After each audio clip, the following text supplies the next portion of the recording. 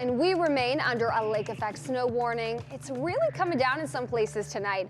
Yeah. And Jessica, you've had a lot to track, I feel like, for the last few weeks. A lot of snow, a lot of cold. It's been a stretch. Yes. For us. It's been very wintry, and we're gonna just real quick, briefly look at the good news before we get into everything that's going on right now. We've got a little bit of a warm up that's gonna be heading our way as we get towards the middle part of the week. So just briefly here, we got a lot of chilly temperatures out there right now. Still chilly for tomorrow, but then we do improve quite a bit. We've got temperatures close to 50 degrees as we get towards Thursday. So that's gonna be a nice little break for us, and probably our first above average day, high temperature wise, since before Thanksgiving is probably going to end up being the case. So something to look forward to if you're already over all of the cold and snow and winter that we have. We still have plenty of all of that out there this evening. We still have that weather impact alert that's going to be with us through this evening. We've got some lingering lake effect snow, low visibility where that lake effect is falling, and some slow travel is definitely still going to be possible. Here's a look at just a couple of snow totals from earlier today. We've had a couple areas come in over 9 inches. Cleveland Heights coming in at 6 inches, over 5 inches for areas like Mogador out through Medina. Notice all of these are areas of the primary and secondary snow belts, and that's where we still have a lot of those alerts that are going. Some lake snow warnings, winter weather advisories for some areas further south. These are all going to run into tomorrow. We'll see how that lake effect works on tapering off for tonight and see if those get canceled early. But right now the expectation is that those are going to run through tomorrow. And it's also the same areas where we still have some of that lake effect lingering and some travel issues as well. We see plenty of slowdowns on the map, especially across a lot of those east-west roads. We've got more of a kind of north-northwest wind that's coming in place. So we've got plenty of slowdowns along the turnpike, portions of 76, even 77 down through Summit County. A lot of slowdowns there.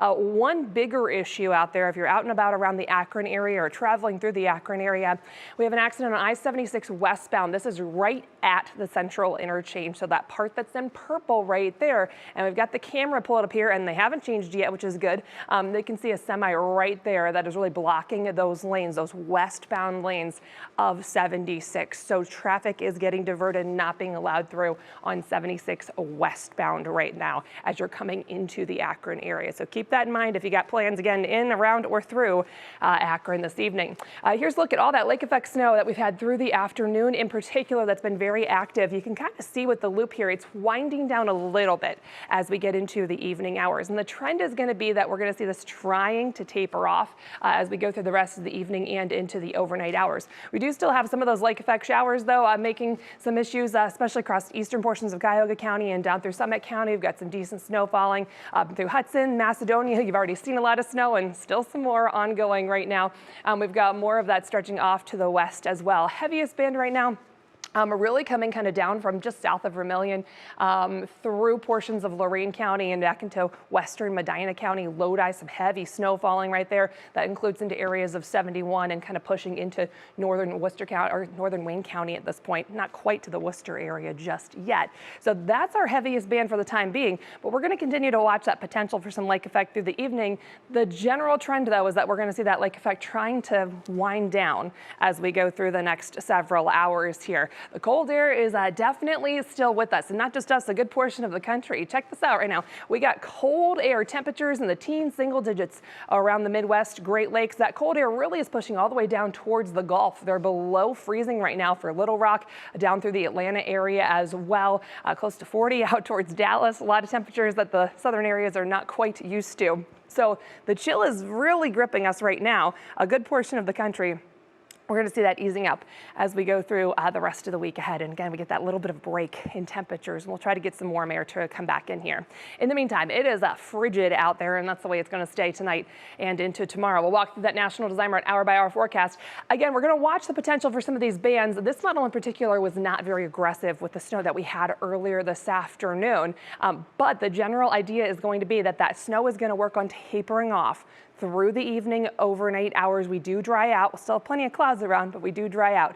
Temperatures tonight back into the teens. We could have some areas where we have those wind chills in the negatives again tomorrow morning. Through the day tomorrow, just a chance for a stray flurry. We'll still keep plenty of cloud cover around. Temperatures are going to be chilly for tomorrow. We'll try for highs around 20 degrees. It's still going to feel even colder when you factor in those winds that'll still gust over 20 miles per hour, but we pick up more of a southwesterly wind, and that's going to warm us up. We're back above freezing into Tuesday and climbing from there, mostly dry Tuesday, Wednesday, Thursday. Temperatures close to 50 degrees, and that means we'll have the potential for rain rather than snow. That's going to be quite the change for us with that Union Home Mortgage forecast. Temperatures stay closer to and above average for that extended forecast as well.